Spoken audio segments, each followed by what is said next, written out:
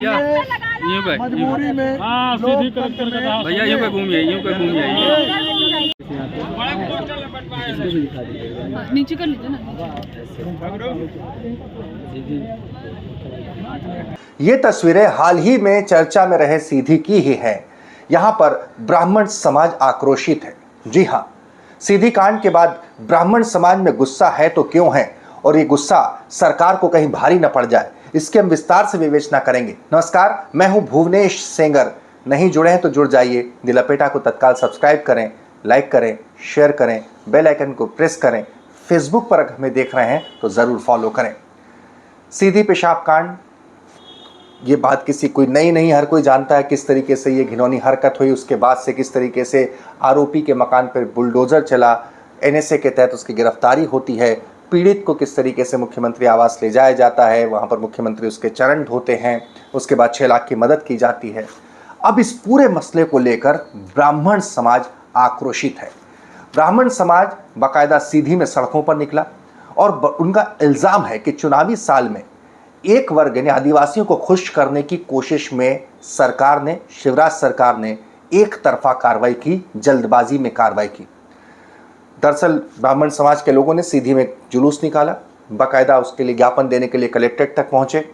Collector मिले कि नहीं मिले ये बात की बात है, लेकिन जो ब्राह्मण समाज के लोग हैं उनका ये कहना है कि आरोपी जो प्रवेश शुक्ला है, चूंकि ये बताया जा रहा है कि वीडियो 2 से 3 साल पुराना है, तो इन 3 सालों में उसने ऐसा क्या काम किया, ऐसी कौन सी गैर कानूनी हरकत की कि उसके ऊपर एनएसए लगाया जाए, राष्ट्रीय सुरक्षा कानून लगाया जाए। दूसरा उनका कहना है कि जब मकान उसके घर नाम पे नहीं था तो घर क्यों गिराया गया। अब सर्व ब्राह्मण समाज ने जुलूस निकालकर मांग की है कि पहले तो आरोपी पर से एनएसए हटाया जाए, घर बनाने के लिए 10 लाख का मुआवजा दिया जाए। ऐसा नहीं होता है तो उन्होंने धमकी दी है कि चुनावी साल में इसके सियासी नुकसान भुगतने पड़ सकते हैं। क्या कहा, सुनिए।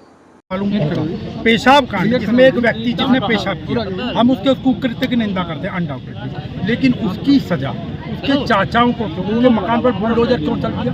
अभी तो वो आरोपी था, अपराधी सिद्ध भी नहीं हुआ था एक चीज। और उस व्यक्ति ने पिछले 1-2 साल में जब का भी ये कांड है, ऐसा क्या किया कि जिससे उस पर राष्ट्रीय सुरक्षा कानून लगा दिया गया, जिसके विरोध में ज्ञापन सौंपने आए। क्या हुआ, आपने ज्ञापन किसको दिया? गधे को ज्ञापन दिया, गधे को, क्योंकि जो आपके डीएम साहब थे उन्होंने ज्ञापन नहीं लिया। 1-1.5 घंटे से हम लोग इंतजार कर रहे थे, फिर मजबूरी में क्या करें। इसका मतलब मूड व्यक्ति बैठे हुए ना, जो जनता की आवाज नहीं सुनते, ये जनता के सेवक नहीं है, इसलिए हमने को ज्ञापन दे दिया। सामने जिला कलेक्टर। तो आपने सुना किस तरीके से सियासी नुकसान, नफे नुकसान की बात हो रही है। सर्व ब्राह्मण समाज के लोग कलेक्टर को ज्ञापन देने पहुंचे थे, कलेक्टर नहीं मिले तो गधे का पुतला बनाकर उसे ज्ञापन सौंप दिया गया। लेकिन जरूरी है जिस तरीके से सियासी नफे नुकसान की बात की जा रही है, क्योंकि दरअसल विंध्य की बात करें, ब्राह्मण बहुल इलाका है, इलाके के विधायक भी ब्राह्मण हैं, सांसद रीति पाठक भी ब्राह्मण है, उन्हें भी चेताया गया है।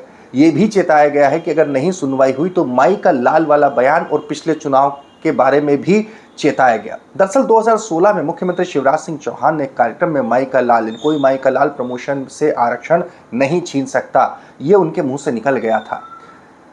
जानकार बताते हैं कि यही बयान उनके और 2018 के विधानसभा चुनाव में जीत की दूरी की वजह बना था।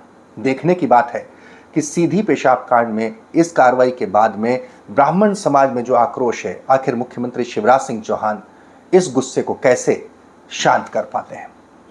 तमाम सियासी विश्लेषण के लिए आप जुड़े रहिए द लपेटा के साथ।